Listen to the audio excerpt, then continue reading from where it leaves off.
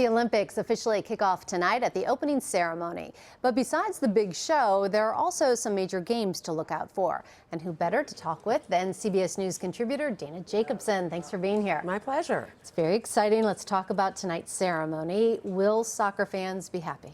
We haven't seen anything other than Pele is going to be there. You and I were talking and saying, who else would you have to light the cauldron when Rio is the host city? We know that Gisele's going to be a part of the ceremony, but we keep hearing that Pele will be the one who's that final torchbearer and lights the cauldron that we all watch for the rest of the Olympics. This, for the first time, we're going to see a refugee team. Right. 10 athletes. Tell me a little bit about them. It's really fascinating, and this was something that the IOC is so proud of. It started as, I believe, just over 40 athletes that were competing for the spots on this refugee team. And the idea being they're war-torn countries that they have fled, that they are no longer a part of. They need a home. They need a place or a country, sort of, to compete for.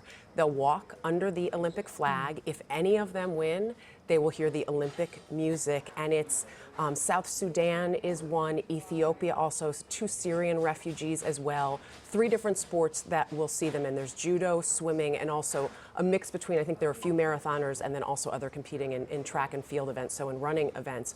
But you feel like these are the athletes that everybody can root for because their stories of fleeing war-torn nations and still wanting to compete are just so compelling. Well, talk about it inspiring. Where have they been training? It depends. Some of them have been training with different host nations. They also got about $2 million in funding from the IOC so that they were able to make the trip and have the appropriate equipment. And so they've gotten support from the international community, and that's what's been so nice. There are also some other big firsts to look out for. Run down that list. Yeah, we've got firsts from first few countries. I mean, obviously we talk about the refugee team being a first, but also we've got 2 new countries that are there for us. Kosovo, 24 years after the separation with Yugoslavia, Kosovo is finally there. And South Sudan actually does have a team. They got independence 5 years ago, so they'll be there as well. And then you have athletes. We have the youngest U.S. Olympians are 16 years old, so the first of the aughts that are competing. Wow. One in table tennis, and then one of the gymnasts, that gymnastics team that's expecting to do so well. I mean, there's so many we keep talking about that kayaking has one as well. That's right. So I caught up with Michał Smolin. He is considered one of the fastest kayakers in the world. We are doing a story on him for CBS this morning, Saturday. Right. And he could make history because if he medals, he will be the first American male to medal in the sport. I mean, it's amazing. Even Michael Phelps, so one of the most decorated athletes, has a first out there. He's 31, so this is 16 years after his first Olympics when he was just 15 years old. His medal tally is the highest, obviously, but he's looking to become the oldest at 31 to win individual gold in his event in the butterfly.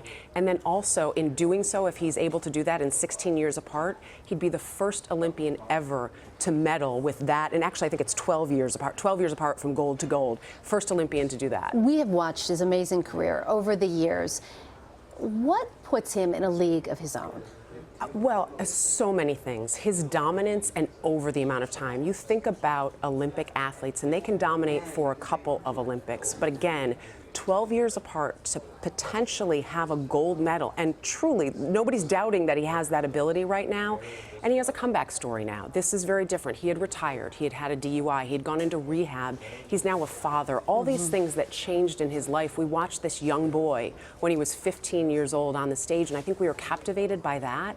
And now we're captivated by somebody who seemed to have it all in sport, sort of fall out of grace and be climbing back on top. We started talking about the opening ceremony, and he'll be the flag bearer for the U.S. team. Amazing. I saw his baby being, jumping up and down during the trials earlier this week. It's just crazy. He was a baby when he started here in these Olympics. I know 15 isn't a baby, but it is in Olympic years, right. And now he's this dad out there. Yeah.